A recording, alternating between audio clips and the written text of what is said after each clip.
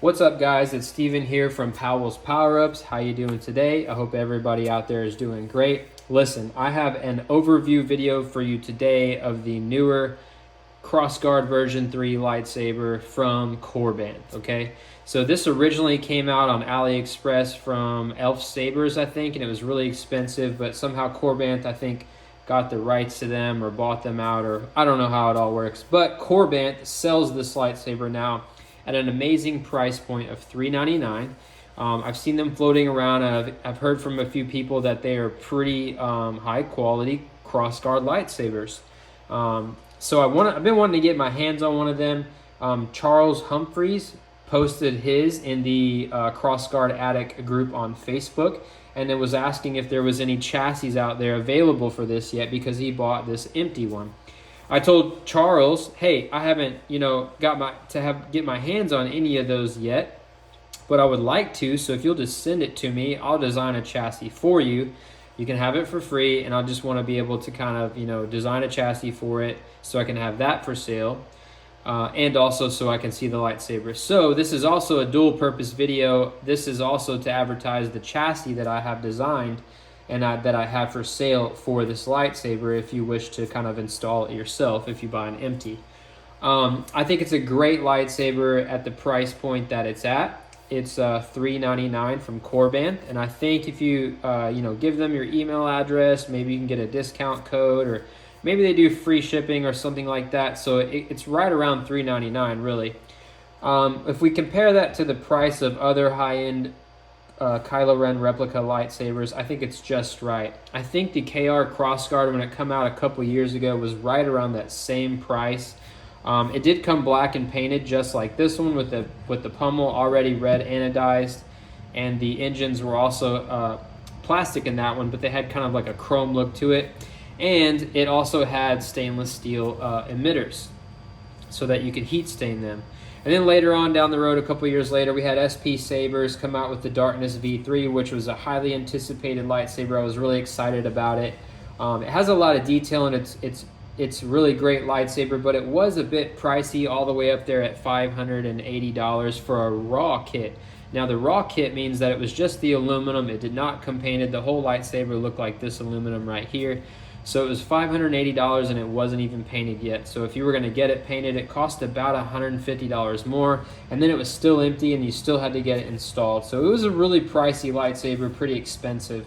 But it was a great lightsaber. I loved lots of things about it. Once you did a few modifications to the hilt, it was a really solid lightsaber. And I feel like the KR Crossguard also, it had one or two little flaws with it. It had some wobbling going on with some of the screws, but with just a few modifications to it, it was also a very solid, very great Crossguard lightsaber. Which brings me back now to the Crossguard version 3 here from Korbanth. This is also an amazing lightsaber. Just from taking this one apart and designing a chassis for it, this is the first Crossguard I think I've seen in a while that requires no modifications. I don't think you need to modify anything on this lightsaber. Everything about it just seems to make sense. So I really like it. I'm really excited about it. I'm interested and excited to maybe get my hands on some of these and do some full installs on them later. But anyway, let's pick it up now and kind of take a look at it. It comes in this really smooth matte black finish. Okay, and it is it's very high quality feeling paint job. The metal is very high quality feeling, and I really like this lightsaber a lot. It comes also with shine through blade plugs, so the bottom of them are kind of a clear color, so that if you have light up NeoPixel blade connectors, they will shine through these blade plugs. And they are also, here I actually have one out, they also have stainless steel tops on them, so if you wanted to, after you get done heat staining your emitters, if you wanted to, you could heat stain these as well. I actually have one here just to kind of show you what it could look like. Just as I just heat stained this one for fun, just blasted it with a torch just to kind of give it some color, but that's what it could look like. But anyway, it comes with 3 of those blade plugs. Now, one downside about the blade plugs I've noticed with this lightsaber, this is kind of a warning out there to everyone. So they go they are the same length as it would, you know, for it to set flush, right? So if you put a PCB holder in there for your blade connector, right, no matter what length, it's going to make that blade plug stick out a little bit. So there's a little bit of a downside there. But if you can get a PCB holder that's just about the exact same width as this little lip here, you could basically just take a Dremel, okay, with a cutting wheel and just kind of cut that lip off, or maybe sand it down or something. But if you can get it to be the same, then it would go in all the way and sit flush, even with the PCB holder inside. So that's something that you could do for this lightsaber. I guess you could say that's one modification that you would have to do, is just to the side blade plugs itself. But other than that, as far as the hilt is concerned, it doesn't really need any modifications besides that. Now, let's talk about the engine cores. So I know this is something that's significantly different than the engine cores that we see in the KR Crossguard and the SP Sabres Darkness V3. I actually have an SP Sabres, and I'm going to pull it over here, and we're going to look at that engine core. So both the KR Sabres and the SP Sabres Darkness V3 have very highly detailed upper and lower engine cores. The KR Crossguard has plastic ones that can be painted, and then the SP Sabres, you know, it being a little bit more expensive, it kind of makes sense. This one has actual metal engine cores inside of it for the upper and lower. So they are very highly detailed. They are a bit smaller, and then when you look at that on the Korbanth saber, they are a bit bigger and a bit bulkier. They are pretty detailed, but they are bigger and bulkier. When you look at the lower one there, it's a little bit smaller, not as much detail on there, but still some detail, and it is made of metal, so that's pretty cool too. I personally like the engine on this one because I feel like it fills up the gap. When we compare that and we look at the inside of the SP Sabres, I feel like there's a lot of space on the left and the right, and it doesn't really, the engine core doesn't really fill up the gap on the inside, which doesn't necessarily look bad, but I feel like it looks good here on the Crossguard version 3, how it kind of really fills up the gap. I feel like this saber really got hit with another saber, and this is the actual insides are being exposed. Whereas if we look at that, you know, on the SP Sabres, it looks skinny on the inside. It's kind of strange how it has such a big shell around it. But anyway, moving on. So that's my opinion on these engines. I kind of like them. It has really nice wire clips, which is the same wire clips as we see on the KR Crossguard and the SP Sabre Darkness V3. But one downside is that those lightsabers came with screen accurate red wire, whereas this Korbanth Crossguard version 3, let's see if I can get this box open, it just comes with a regular red wire, which doesn't look bad. It's just not as bright, not as shiny, doesn't catch your eye as much. So if we compare those red wires, you'll see what I mean. So this is the screen accurate one that comes with the SP Sabres and the KR Crossguard, and this is the one that comes with the Korbanth version 3. So not as bright, shiny, doesn't catch the eye as much, but you know, it's still a good, nice red wire that comes with it. As far as the blue wire is concerned, they pretty much all came with the same blue wire. There's not a big difference in the blue wires there. It's the thin gauge blue wire. So those are pretty much the same. Now, one plus side to the SP Sabres was that it came with the belt clip that was functional and ready to go. If you put in the spacer, it was ready to go with the JJ's Industries belt hanger.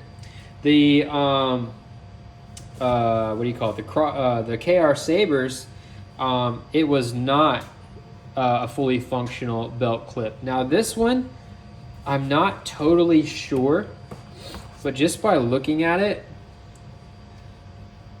it's pretty close to the same size. So I don't think it's exactly, you know, designed to be functional with the, or at least they don't report it that way, to be functional with the JJ's Industries belt hanger, which, by the way, if you're wondering, that is the screen accurate belt hanger. All right, now moving on. Let's see, what's some other stuff I want to talk about. So this one does come with the steel emitters that you can heat stain. One thing I really like about these emitters, I'll show you later when I disassembled, is they don't thread together. There's not a bolt that holds them together. They kind of just lock in together. And there's 2 screws up under here. You can sort of see down there, there's 2 screws that hold the emitter on, okay? And then we just have 1 set screw out here to hold in the blade plug or the blade. So that kind of leaves us a little bit like, okay, well, what do I do with the PCB holder, right? That kind of leaves you with 2 options. Whenever you install that, you either have to glue it in, which I hate gluing in, because if you ever have something go wrong and you have to undo the lightsaber or work backwards, it makes it really difficult to rip this out of there. You might possibly damage the hilt doing so. Or 2, something I did on the SP Saber's Darkness V3, just because same situation, there was no way to hold in, there was no additional set screw here. There was no way to hold those in. All I did was make sure that I pulled my wiring nice and snug and tight so that there was no slack, so that they couldn't ever come out. So if you feel in there, you'll notice they're a little loose and you can hear, but the wires are so tight, they're not going to go anywhere, they're not going to move, and you shouldn't really be twisting your blades when you go in anyway, because you don't want to damage your pins on your pin connectors. But so that's something I noticed. We just got 1 set screw on the bottom. These are size M3, by the way, which also matches the set screw for the main blade. They're the same size. I believe those were actually all the same size on the KR Crossguard as well, but on the SP Saber's Darkness V3, this set screw for the main blade was originally in an M2 size, and it was just super tiny, and it was really hard to get the Allen wrench in there, and it didn't do a good job at actual blade retention anyway. So I always upgraded the SP Sabers to M3s so that all blades would match, so that you only had to have 1 Allen wrench for all 3 blades. All right, something else I want to talk about. The button head screws, right? All 3 of these on this lightsaber you have to take out to disassemble the hilt. So you could say that's a little bit of a downside. You also had to do that on the SP Sabers, so it's a little bit longer. It takes you a little bit longer to open up the hilt, because you have to take up all 3. The KR Crossguard was the best, in my opinion, with that situation, because the side ones were permanent and you only removed 1 set screw to open up the hilt, and it had a J-locking system, which I liked I liked it a lot, and this upper shell here was permanent on that one. But on this lightsaber, you have to remove all 3, and the upper shell is still pretty permanent. It's held in place actually by the button right here, which isn't a button. It's actually a big thumb screw, and that's what holds this shell portion in place. The buttons on this lightsaber, our power is up here and our auxiliary is down below. I'll show you when I take it apart. There's a PCB underneath with tactile switches on it. So that's the buttons on this one. That was also the same for the KR Crossguard. But for the SP Sabers, we only had the bottom one for our auxiliary, and we had this one right here for our activation. Which, by the way, disclaimer for this video, this is not the original button. This particular lightsaber I'm holding didn't come with it, so I just have a plastic one in there. But it had a screen-accurate button on it. Anyway, let's go ahead and look at the pommel and the lower engine, the way it comes out. Both the SP Sabers and the KR Crossguard, the pommel on the bottom of those was pretty permanent deal. You didn't really want to. The KR Crossguard, it was literally glued on.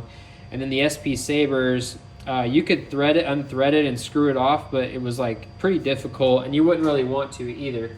Now, you wouldn't want to on this one either, but it does unthread and come out pretty easy. I just want to show you the lower engine and the little sound venting wheel that's on there, and just kind of show you this little contraption. This is all threaded together. There's a screw down inside there that holds this lower engine on, but this is the whole bottom section here. So we have a lot of sound venting. All the Crossguards have really had good sound venting, so no complaints there. This threads off if you wanted to take it off all the way, and then you would have just full-on sound out. But anyway, and the red wire does good to tuck in any of these holes. What's some other things I can mention about it? The weight of the lightsaber is pretty typical. It's a good weight. I think I weighed it. It was right at 1.5 pounds empty with the blade plugs in. So if you took the blade plugs out, it was just under 1.5 pounds. It's a good diameter. It feels good in the hand. I'd say everything is the right dimensions for screen accuracy. I'm not going to specifically measure them, but the KR Crossguard, the SP Sabers, all of them were pretty much all the same dimensions. The only dimensions I've noticed that are different on this one compared to the SP Sabers and the KR Crossguard. See here where we have our side emitters. Okay, they're 7/8 side, but then the little stems that go to them are kind of smaller, right? They have kind of thin necks, you could say. They're pretty thick here. On the inside of these. Not a huge difference, but if we kind of just compare them, maybe you see what I mean there. So that there's a little bit of a difference there on the side emitters. The little necks that go out to those quillions are a bit thicker here. But again, that's just pointing a finger at things that are really fine detail. You know, there's not a whole lot of difference. All right, without further ado, I'm going to open it up now. We've looked at the outside enough. We're going to open it up now. I'm going to show the inside, how it disassembles and all that. Let me find the top to this. I'll show how it disassembles, and I'm going to kind of advertise my chassis. So like I said, you do have to take out all 3 of these set screws. So I'm going to go ahead and do that. All right, continuing on. I got all 3 set screws out right there. To take this lightsaber apart, you literally just slide it off like so. And there's just a little lip that sits up on the inside there, and those 3 screws hold everything in place. And then this bottom portion is just a shell, just like it is on all the other ones. And then this is my chassis, which is like all my others for the Crossguard version 3. I got my Imperial, Starship light panel design down the side. This chassis holds a 21700 5000 milliamp hour lithium ion battery. Holds a 28 millimeter speaker on the bottom. That's just a piece of double-sided foam sticky tape that I like to put on the back of the speakers up against the base, the bottom here, to kind of absorb some of the speaker vibration. The section up here, I've started to round this section now, kind of like the battery, to give more room for wires to go down on the sides of our soundboards. Okay, this one specifically is for a Crystal Focus X, but I can also design them for Profi board. So it's just a press fit, just presses into the chassis like this, and it's a nice snug fit. So it just presses in like that. You can see there's still a lot of room underneath there for wires on the sides. Okay. For Charles, who wanted to add an OLED screen for his, I have 2 attachments for you, Charles. These are going to go down here. Okay, so there's 2 kinds of OLED screens out there. There's the shorter one with the pads in the middle of it, and then there's like a longer one with the pads on the end of it. Okay, so I don't know which one you're going to get or which one you have, but I have both here. I'm going to send both these adapters to you. But these are just little adapters, or just wire covers basically. So your wires that come from your speaker and your battery, your negative, these are going to work as a wire cover, and they're going to work to hold that OLED screen and sit right there and face up. If you don't have an OLED screen, I have another wire cover. Let me grab it.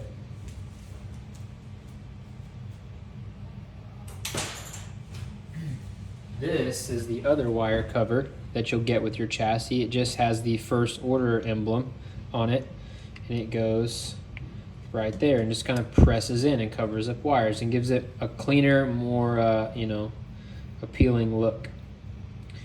So 28 millimeter speaker goes on the bottom. I'll pop one in there just so you can see that it fits. This is a 8 ohm 3 watt speaker from the Saber Merchant, the black premium speakers that he has.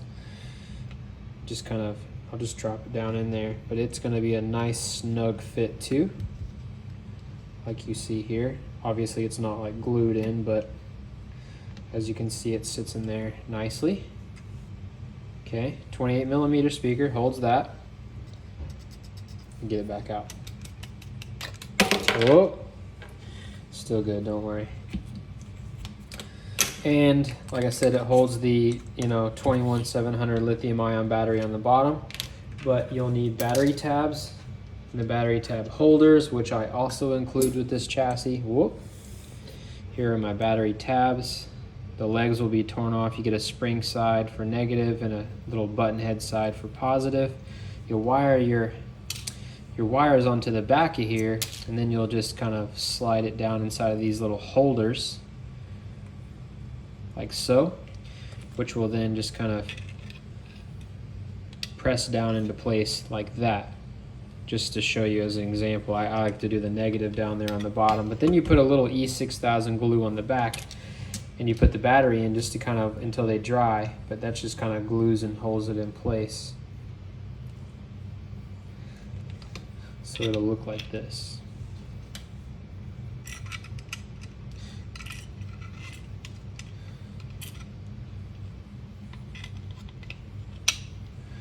So that is what your battery compartment would look like.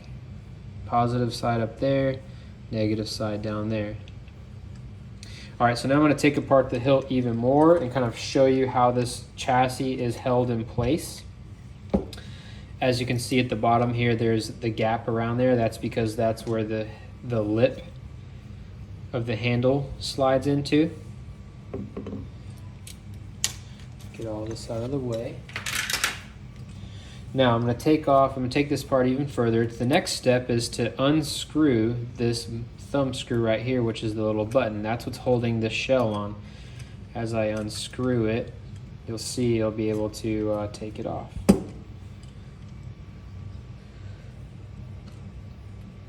There's not like a good type of like screwdriver or anything that does this. You kind of just, if you don't want to scratch it up, you would just use your hand.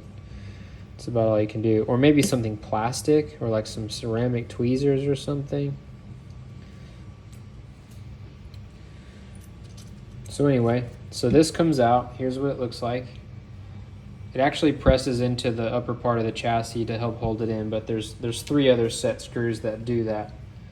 But anyway, so once that is unscrewed, you can slide this off.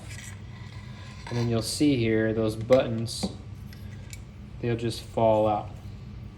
One cool thing about these, when you got them with the KR Crossguard, they had to be sanded down to fit, but with this one, they already fit, and they don't need to be modified in any way. They kind of just float in place, and they sit on top of this little PCB right here with the tactile switches. Now, Charles, yours did not come with that little screw right there. It's a little M2 size screw, but I'm going to go ahead and include it because that screw is what holds that PCB in place. So these are the little tactile switches.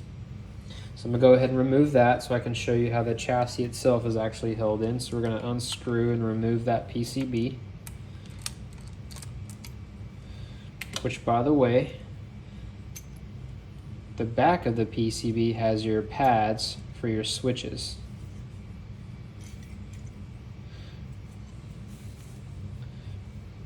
Right there.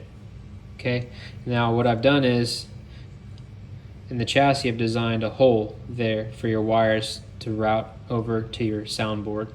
You'll see it here in a minute when I take them out.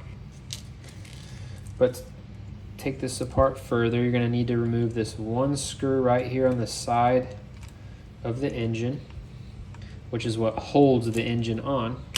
By the way, one more thing I liked about this lightsaber, the design of the Korbanth Crossguard version 3, was that in the engine, even though it's not as detailed, or screen accurate, I like how this little piece here, they put a little hole in it, and you can actually feed your red wire into that. Whereas all the other lightsabers, there was not really a good place to put your red wire.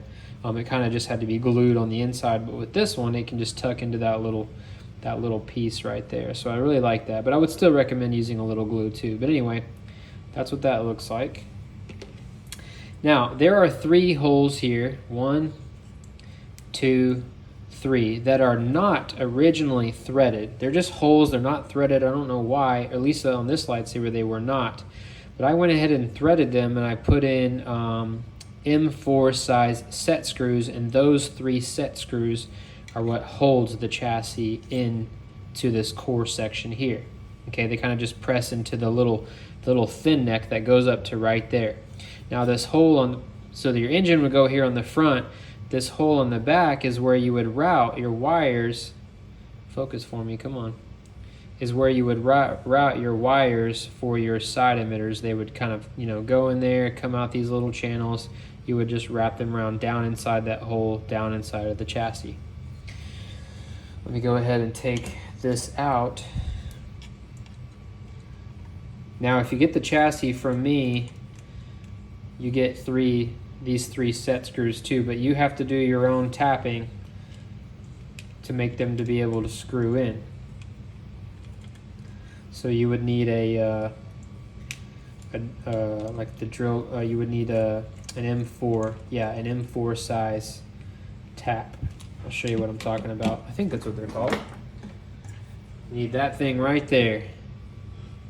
And it needs to be M4. You can't see it because it's down inside of there, but this is the M4 size. But anyway, I removed all three set screws and this just slides out now. This is the core section here, the inner section. And this is what the chassis looks like.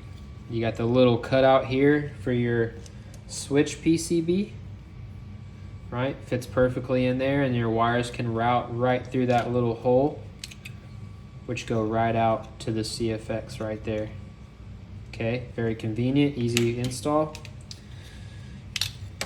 Okay, now your three set screws here, whenever you screw them in, once you get everything installed, whenever you screw them in, they'll make nice, perfect little holes inside of your chassis there, there, and there, which also helps with structural integrity and keeps everything in place.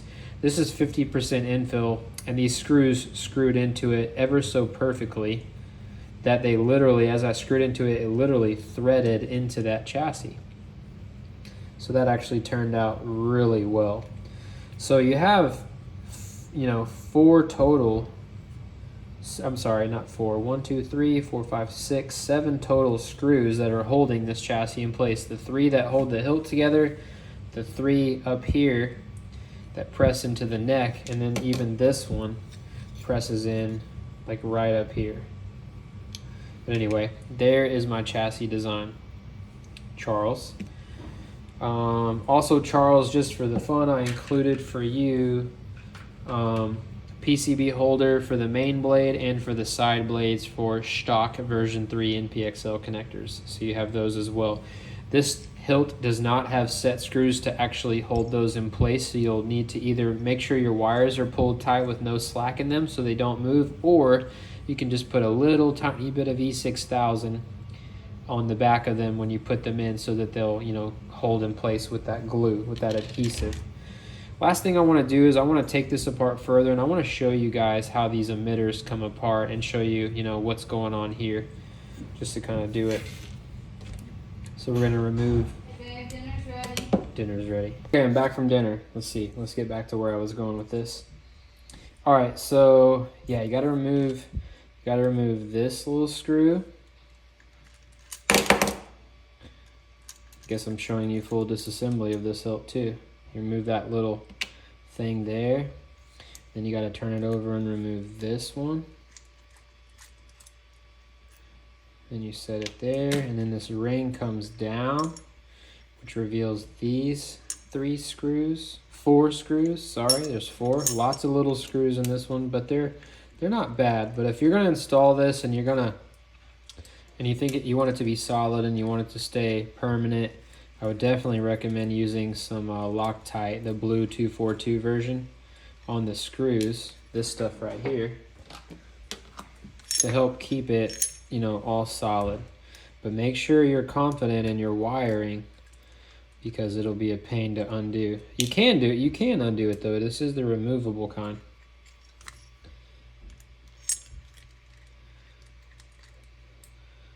So yeah, once you unscrew those 4, you can separate those portions. So if you reassemble this, don't forget you have to put this on when you screw this together. Otherwise you won't be able to get it on. So now the emitters, right?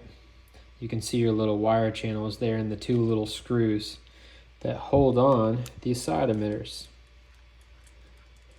I don't think you need to take them off. And I don't think you need, well, yeah, you need to take them off if you're going to heat stain them.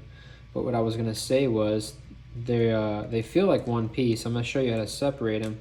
But I don't think you need to separate them when you heat stain them. I actually like that you could keep these together. See, you just pull it out. Looks like that.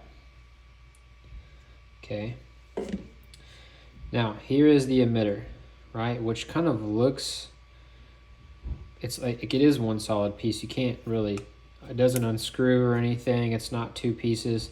Well, I mean, it is two pieces, but it's pretty solid, one solid thing here when it's together, and you can heat stain it. But if you wanted to take it apart, this inner part here, you're gonna grab and you're gonna pull out.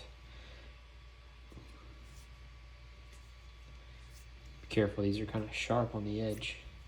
See if I can get it. It's kind of hard to do.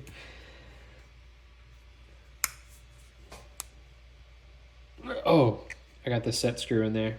That's why it's not doing it. User error.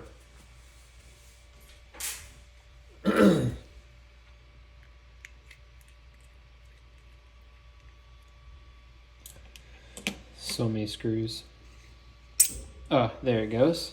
So as you can see, it just slides out. These are the two sections. So this is kind of dirty under there. Maybe you could clean that up. This is what this looks like. Now when you slide it back in there, you got to make sure you get the holes lined up, which are, you know, already pre-drilled. But they got to be just right, because when those two little screws go back in there, they're pretty particular about being just right.